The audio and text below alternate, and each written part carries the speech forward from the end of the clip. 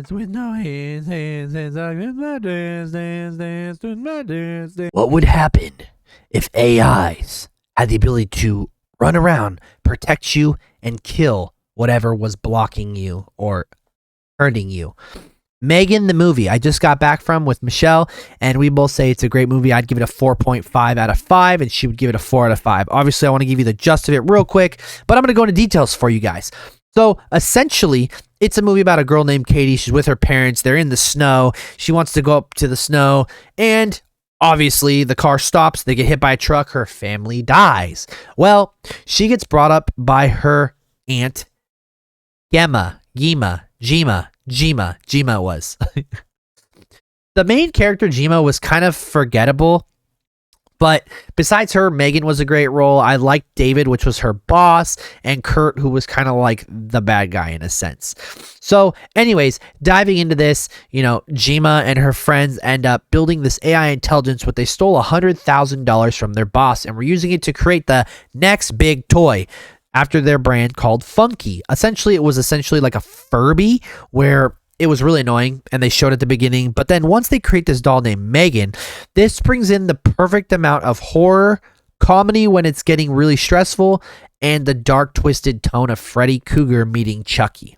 Essentially, it is what would happen if Elon Musk launched a toy doll set that ended up being bad.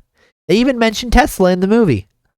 But the big deal about this is this movie brought me back to the genre of horror. I love horror movies, obviously, but after movies like Halloween Ends and stuff like that, it wasn't too great last year. But this by far is the best horror movie of 2023 so far.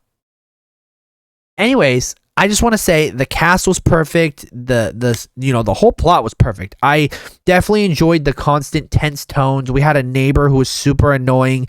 She had a dog, and the dog ended up just annoying. There was a hole in the fence, and it kept coming over to Gema's yard, and then Katie would go to grab her toy, and the dog bit her. Which then obviously, a doll that's created just to soothe Katie and give her and learn with her and pretty much protect her. Well, that protection goes real when it gets to the point where she buries the dog 5 feet under and offs it. And the neighbor, she also does the same thing too, but with a literal water pump, like the thing you use to wash your trash cans with. She destroys her after nailing her hand to the floor.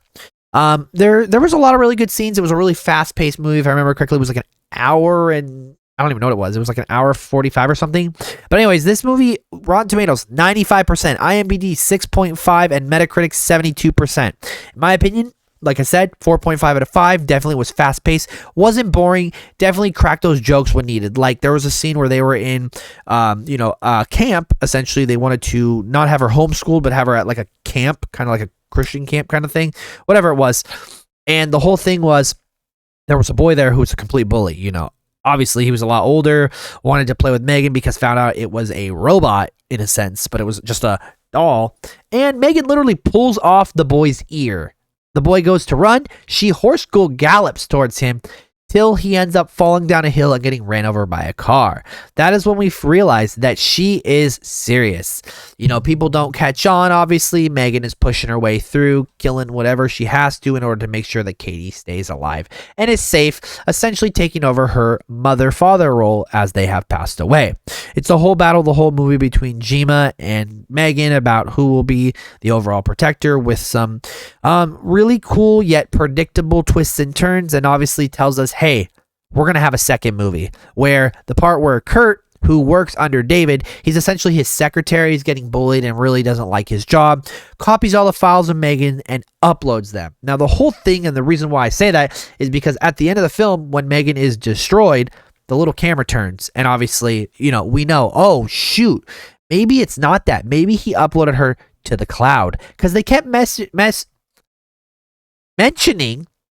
the cloud storage, and eventually this AI tech. This is literally what would happen if Ultron was a doll and took over with Freddy Krueger's personality. I honestly really enjoyed it. I thought it was a great, fantastic movie, and I think it's definitely worth your watch.